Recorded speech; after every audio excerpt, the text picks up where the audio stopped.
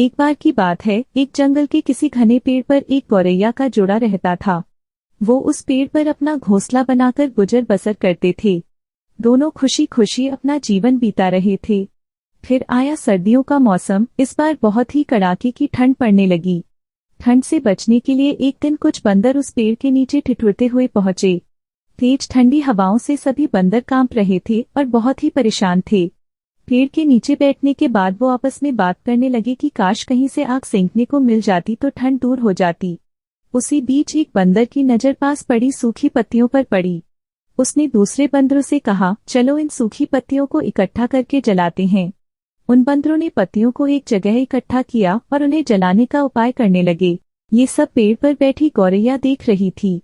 ये सब देखकर उससे रहा नहीं गया और वो बंदरों से बोल पड़ी, तुम लोग कौन हो? देखने में तो तुम आदमियों की तरह लग रहे हो, हाथ पैर भी हैं, तुम अपना घर बनाकर क्यों नहीं रहते?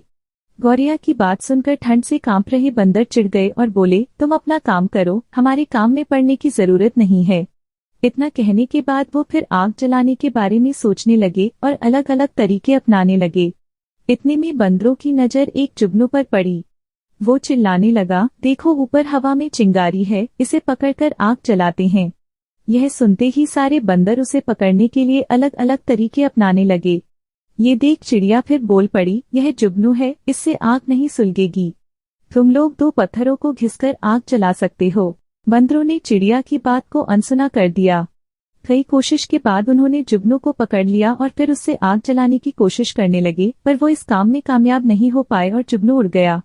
इससे बंदर निराश हो गए। इतने में फिर से गौरैया बोल उठी, आप लोग मेरी बात मानिए, पत्थर रगड़कर आप आग जला सकते हैं। इतने में एक गुस्साए हुए बंदर से रहा न गया और उसने पेड़ पर चढ़कर गौरैया के घोंसले को तोड़ दिया। यह देख चिड़िया दुखी हो गई और डर कर रोने लगी। इसके बाद वो उस पेड़ से उड़कर कहीं और चली गई। कहानी से सीख, जरूरी नहीं कि हर किसी को ज्ञान या उपदेश दिया जाए।